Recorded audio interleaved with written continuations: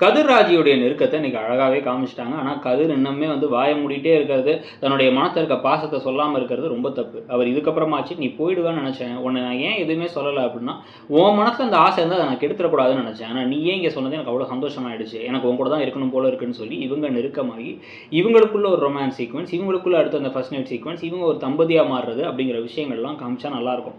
ஆனா, அப்படி காமிக்காம எல்லாருக்கும் புடிச்ச ஜோடிங்கிறதுனால அவங்க பிரிச்சு வைக்க ட்ரை பண்ணி அடுத்து நெகட்டிவா ஏதாவது ட்ராக் வருமா? அதனால ஏதாவது பிரச்சனைகள் வருமாங்கிறத பார்க்கணும். இதுக்கு நடுவுல தங்கமயிலி ஏன் ராஜி என் பேர சொல்லலங்கிற கேட்குறாங்க. இவங்க அது ராஜிக்காக என்ன செஞ்சிருக்காங்க? ராஜி கூட இவங்களுக்காக நகை விஷயம் தெரிஞ்சு சொல்லாம இருந்தாங்க. ஆனா, இவங்க அந்த மாரி கூட எதுவும் பண்ணது கிடையாது. இது மட்டும் இல்லாம இப்ப இவங்களோட பல பொய்களான இந்த பிரெக்னன்சி ட்ராக்கே பொய்யாங்கிற கேள்வி, இதுக்கப்புறம் அவங்களுடைய படிப்பு, கொண்டு வந்த நகை, அது இதுன்னு பல பிரச்சனைகள் பல பொய்கள் இருக்குல்ல. அதெல்லாம் எப்ப தெரிய வரணும்? வயசுங்கிறதெல்லாம் தெரிய வரப்போகுதுங்கிறதையும் பார்க்கணும். ஸோ இந்த 2 ட்ராக் தான் அடுத்து பெரிய மேஜர் ட்ராக்கா இருக்க போகுதுங்கிறத பத்தி உங்களுடைய கருத்து என்ன? இந்த சீரியல் எப்படி போகுதுன்னு நினைக்கிறீங்கங்கிறத சொல்லிட்டு இடம்பொருள் சேனலையும் சப்ஸ்கிரைப் பண்ணிக்கோங்க. தேங்க்யூ.